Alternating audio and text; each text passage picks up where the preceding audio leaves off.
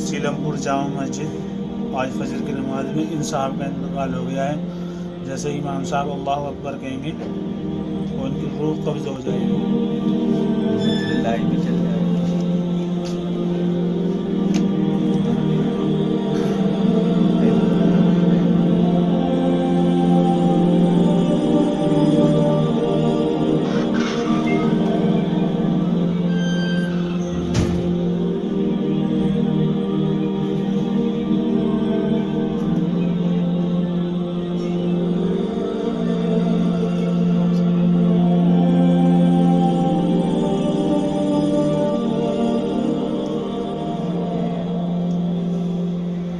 ये नमाज खड़ी हो रही है, ये साहब यहाँ लगेंगे।